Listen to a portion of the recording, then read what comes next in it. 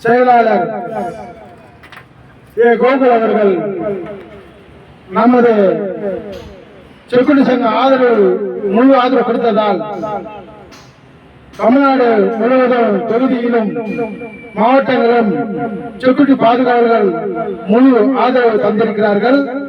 அதுக்காக நமது மாவட்ட செயலாளர் கோகுல் அவர்கள் சில கருத்துக்களை வழங்குவார்கள்.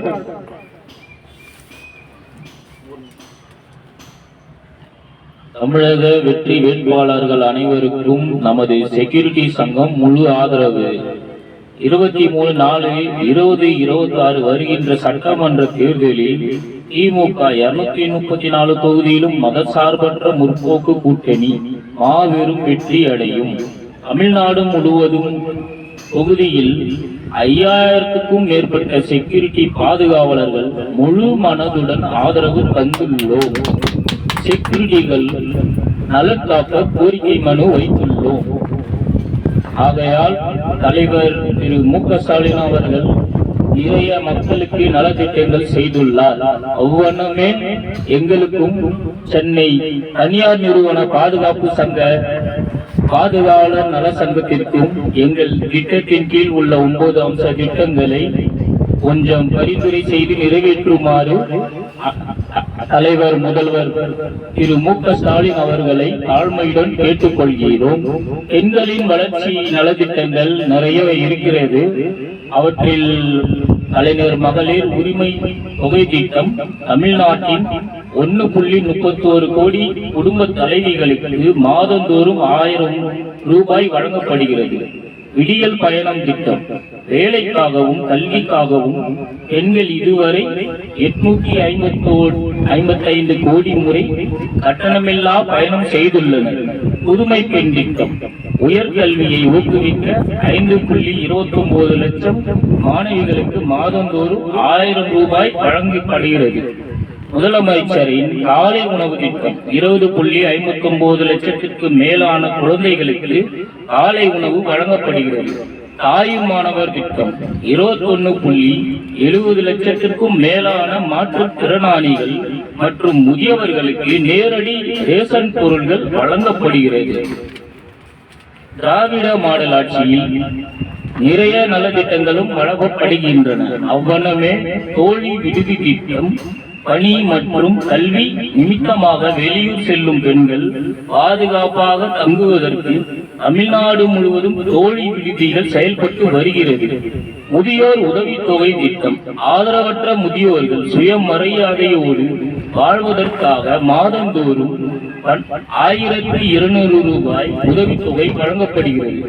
நான் முதல்வன் திட்டம் பெற்றோருக்கு பொருளாதார சுமையின்றி இத்திட்டத்தின் கீழ் மாணவர்களுக்கு 41 லட்சம் திறன் சான்றிதழ் வழங்கப்படுகிறது.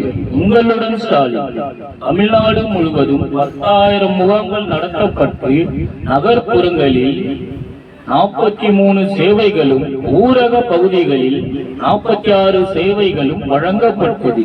நலன் காக்கும் ஸ்டாலின் 1256 உயர்தர மருத்துவ மையங்கள் மூலம் தமிழ்நாடெங்கும் இலவச மருத்துவ சேவை வழங்கப்பட்டு வருகின்றன.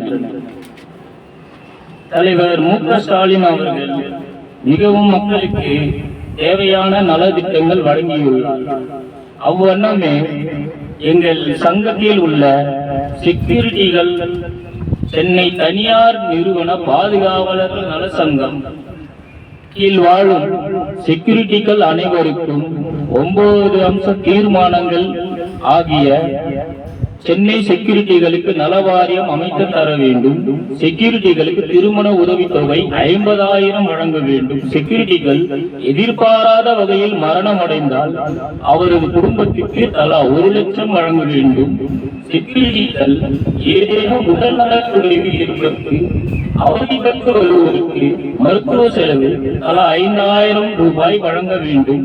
இருப்பிடம் இல்லாமல் வறுமை கோட்டிற்கு கீழ் உள்ள செக்யூரிட்டிகளுக்கு தமிழ்நாடு நகர்ப்புற மேம்பாட்டு வாரியம் மூலமாக இலவசமாகவோ அல்லது குறைந்த வாடகையில் அடுக்குமாடி குடியிருப்பில் வீடு ஒதுக்கீடு செய்து வழங்கிட வேண்டும்.